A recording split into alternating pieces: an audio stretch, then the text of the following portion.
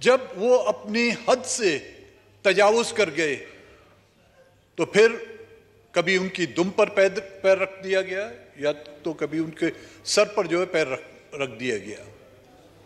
और कई ऐसे मॉन्स्टर जो है वो बना दिए गए।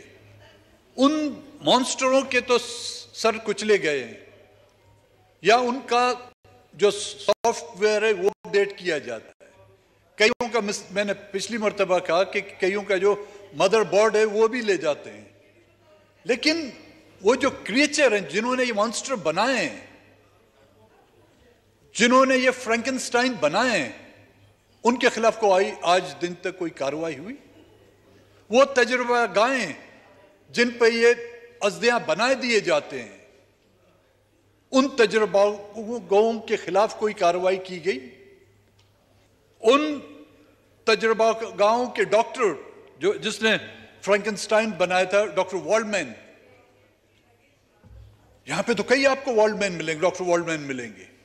हर अद्वार में आपको एक डॉक्टर वॉल्डमैन मिलेगा। वो वर्दी में भी होंगे, वो शेरवानी में भी होंगे, वो जजों की कुर्सियों पे भी बैठे होंगे और हमारे और आपके दरवाजों पर भी बैठे होंगे। आज के ये हालात किसी के जिम्मेदार कोई एक फर्द नहीं, सिर्फ एक इदारा नहीं, हम सब इसके जिम्मेदार हैं।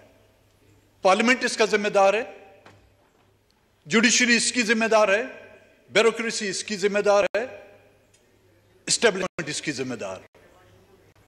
अगर ये अपने राइज खुश असलूबी से अंजाम देते, एक दूसरे की टांग ना खींचते, एक दूसरे के मामलात में मुदाखलत नहीं करते, तो शायद आज मुल्क इस नैज पर नहीं पहुंचता। जनाब स्पीकर साहब,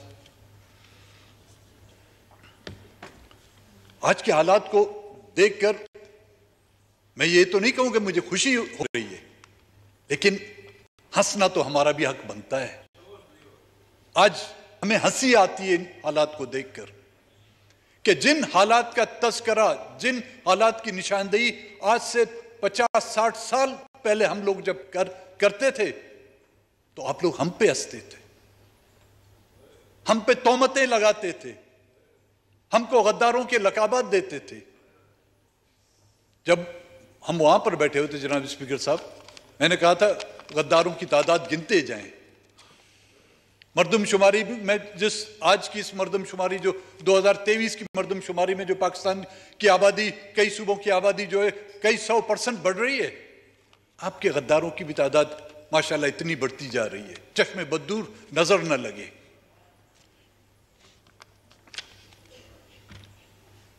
जो रवैया बढ़ता जा रहा है, ये दौरा मयार सलूक का, क्यों? ये सिर्फ अदलिया नहीं कर रही, इस पार्लियामेंट ने भी वो दौरे मयार जो है ना अपनाया हुआ है। 1960s में नवाब नौरोज खान और उसके दोस्तों को कुरान शरीफ का वास्ता देकर पहाड़ों से उतारा गया। किसी जज ने, किसी पार्लियामेंटेरियन ने, किसी पॉलिटिशियन ने, किसी सदर ने, किसी वजीर आजम ने उनको यह कहकर नहीं पुकारा गुड टू सी यू या विश यू गुड लक, किसी ने नहीं बोला। फांसी तक चढ़ाया दिया गया उनको जो कुरान शरीफ का वास्ता दिया था। नवाब नौरोज खान के बेटे ने जब उसको फांसी पर ले जा रहे थे तो कुरान शरीफ उसने अपने गले में बांधा हुआ था, तो उससे पूछा कि ये क्या है, इसको उतारो? कहता नहीं उतारूंगा मैं इसको, क्योंकि आप लोगों ने इसकी गारंटी दी थी मुझे। मैं जब वहां पर पहुंचूंगा फिर अपने खुदा से पूछूंगा कि जिस किताब और जिस के नाम पर यह मुल्क बनाया हुआ है, उस मुल्क के रखवालों ने, उस मुल्क के इक़्तिदार के मालिकों ने आपके उस कुरान, आपकी उस किताब की कदर नहीं की। उससे किसी ने यह नहीं पूछा कि गुड टू सी यू। कई हमारे अकाबरीन को जेलों में रखा गया। ये अली वजीर यहां पर बैठे हुए हैं, 26 माह उसको जेल में रखा गया, जमानत नहीं होती थी। यहां पर पीटीआई की भी गवर्नमेंट थी, हमारी अपनी भी गवर्नमेंट थी। बड़ी मुश्किल से उसको जमानत पर, पता नहीं किस तरह उसको जमानत होके उसको लाया गया 26 महीनों के बाद। कुछ अरसा तो पीटीआई की हुकूमत थी, कुछ अरसा तो हमारी हुकूमत थी। इसी कॉन्स्टिट्यूशन एवेन्यू पर बलूचिस्तान से आए हुए मिसिंग पर्सन, यहां पे तो जज साहब ने कह दिया ना, चीफ जस्टिस ने, कि खान साहब को 1 घंटे के अंदर ले आए। हमें कम से कम 1 महीने की तो मोहलत दी जाती कि वो बलूचिस्तान से 5000 किलोमीटर पैदल, खवातीन, बच्चे, बूढ़े पैदल चलकर यहां पर आए थे। क्या उन जजेस की आंखों पर वाकई वो काली पट्टी बांधी हुई थी? उनके कानों में मुंह में डाली हुई थी कि उन बच्चों की चीखों पुकार उनको सुनाई नहीं दी रही थी? किसी ने आके उनसे यह पूछा कि जाएं, 1 महीने के बाद आपका वालिद आपको मिल जाएगा? किसी ने उनसे तसल्ली देकर यह कहा? अपोजिशन में हम गए, हम सब गए, उनके कैंपों में गए। जब हुकूमत में हम आते हैं, हमें सिर्फ अपने इश्यूज याद होते हैं, हमें अपनी हुकूमत को किस तरह बचाना है, हमें सिर्फ ये याद आते हैं। 10-10 सालों से जो लोग गायब हैं, उनसे सिर्फ ये कहा जाए कि जी आप 10 साल और इंतजार करें। यही जजेस साहबान, चाहे वो सुप्रीम कोर्ट की आला अदालत के जजेस हों, चाहे हाई कोर्ट के जजेस हों, चाहे लोअर कोर्ट्स के जजेस हों, किसी ने उनको जाके इस बात की तसल्ली नहीं दी कि 1 महीने के बाद आ जाएं, आपका वालिद, आपका बेटा, आपका भाई वापस आपके मिल जाएगा। ये दोहरा मयार, मैं ये नहीं कहता कि ये जो फसादात हुए उसमें खुदा ना खासा किसी को इख्तियार दिया जाता कि जाके वहां पर गोलियां चलाते, मैं ये नहीं कहूंगा, लेकिन हमारा कसूर क्या है? हमें तो गोलियों से ज्यादा हमें छलनी किया जा रहा है। आपके जेट तैयारे हम पर इस्तेमाल हो रहे हैं। मैं ये नहीं कहूंगा कि लाहौर के शहर में जो है जेट तैयारों से बमबारी की जाए, वहां पर तो आप एयर गन जो है ना, एयर गन जिसको हवा भरी जाती है, वो भी चलाते हुए आप एहतियात करते हैं कि जी ये साडा भाई है। हाँ, वो आपकी भाई है यार, हमें तो सुतेला तो समझो, हमें तो सुतेला भी नहीं समझते। वहां पे हर हथियार जो होता है वो आप लोग इस्तेमाल करते हैं, हर नई टेक्निक का तजुर्बा जो है वो हम पर करते हैं। मैं ये कभी नहीं कहूंगा कि आप जाकर किसी के घर में घुसकर उनके घर जलाओ, लेकिन बलूचिस्तान में कितने घर जलाए गए हैं?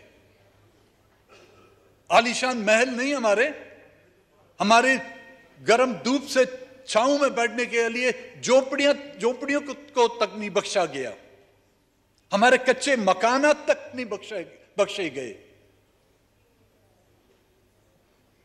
मैयार रखना है तो बराबरी का रखें।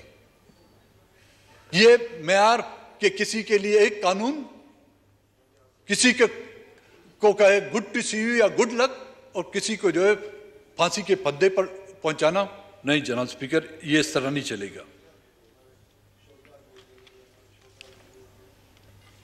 सिंध में, कराची में, बैरिया टाउन में सिंध के कौम परस्तों ने एहतजाज किया।